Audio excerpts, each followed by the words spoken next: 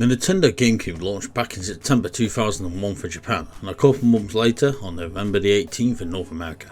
Unlucky Europeans wouldn't get their hands on it until the following year, but the wait was well worth it for one of the best looking games consoles of all time, of course. The Nintendo Gamecube is a beautiful, compact piece of kit, as we all know. Using the jack of all trades direction of its competitors, the console concentrated on doing just one thing: playing games well.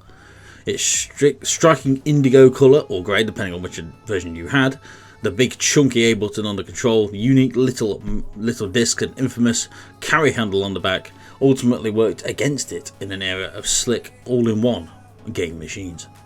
However, it was a powerful little box that played host to a fabulous library of games.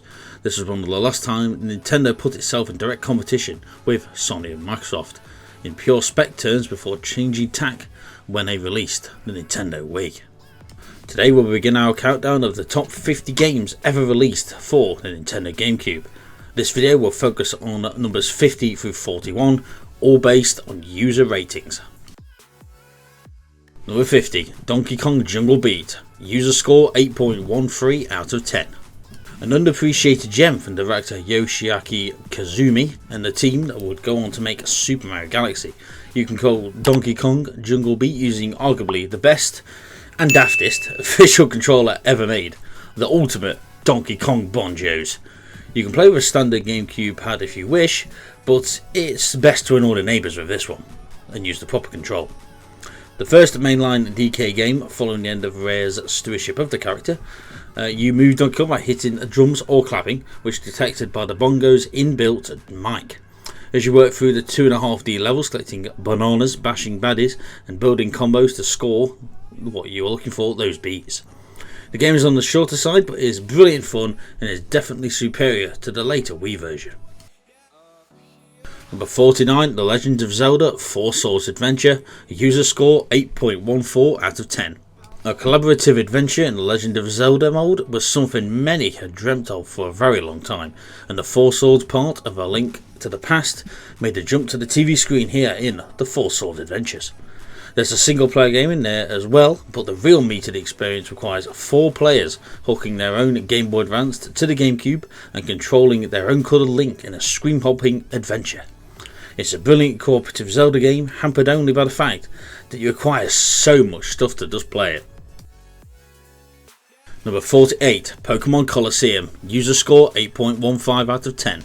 One of the more unique and curious entries in the Pokemon franchise, Pokemon Colosseum pushed you straight into the role of an already established trainer. You're tasked with snagging shadow Pokemon from your opponents instead of catching them out the wild, in order to stop an evil organisation known as Cypher. It was a bold change that would likely not go down so well in the mainstream titles, but feels right at home in its oddball spin-off. Friends can get together and take part in tournaments, and just have all great Pokemon games.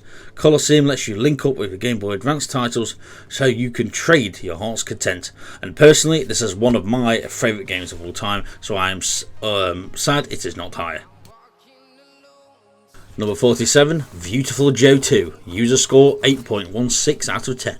Coming from Clover Studios, this sequel continues movie-obsessed Joe's story as he becomes a superhero and teams up with his now girlfriend, Sexy Sylvia, to defend humanity from an alien invasion. Very similar to the first game, it oozes style and energy from every pore, although it does lack a cooperative multiplayer mode, which you might expect from the sequel. Despite that, this is still one hell of a game to sink your teeth into. Number 46, Sonic Mega Collection. User score 8.18 out of 10.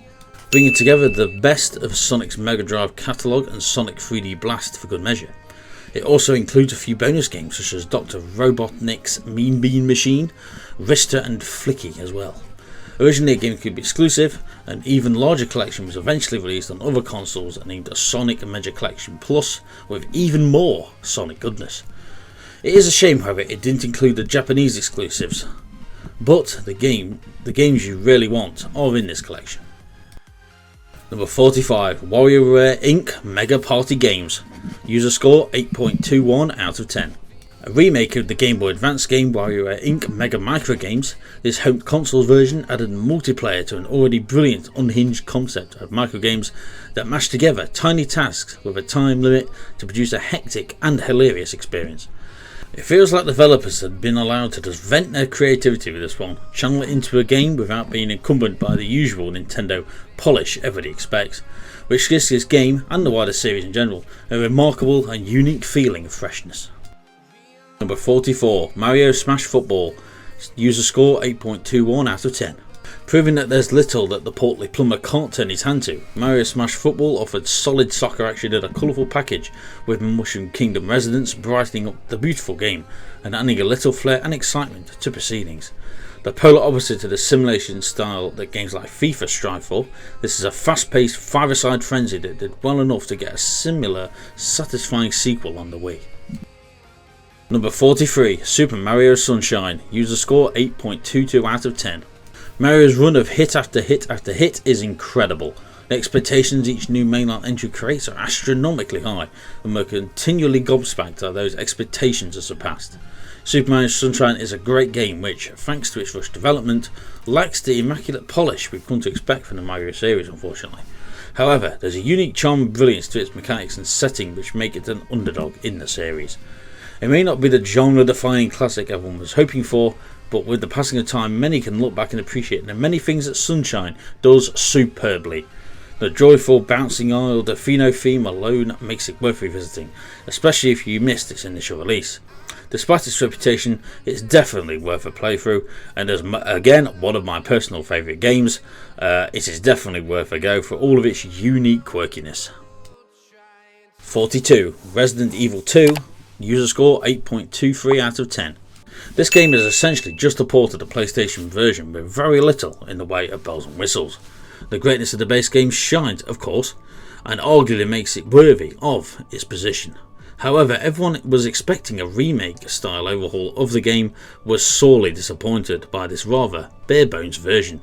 Resident Evil 2, however, is still a great game and well worth a play. And number 41, Chibi-Robo. User score 8.23 out of 10. Chibi-Robo is definitely difficult to describe, but it doesn't nearly fit into any particular category or genre of game. It's pop platformer, pot adventurer, helper game which mixes elements of Toy Story as you work to help the Sanderson family solve their everyday issues. The writer himself is a charming little chap who starred in several games since his Gamecube introduction, but he's never quite reached the heights of his debut on the Gamecube. Okay, so that's it. A look at 10 more of the best Nintendo games of all time. So if you enjoyed, don't forget to push the like button, leave a comment down below, of course subscribing to the channel. Follow my Twitter and Instagram links down below as always. Of course, we are partnered with TubeBuddy. First link in the description for your YouTube needs, tag types, thumbnails, all that good stuff. So that's something you need help with, like I did, especially on tags. Head down, join TubeBuddy today, and trust me, you want to hear going on about it. And of course, we're partnered on Chelsea. If you want to hit down below and hit that join button to support myself on the channel and get a huge range of benefits, be greatly appreciated. Of course, you never have to, but if you don't, you have to subscribe and watch the next video. Okay, thank you so much for watching. I've been Next Lock. I shall see you again very soon.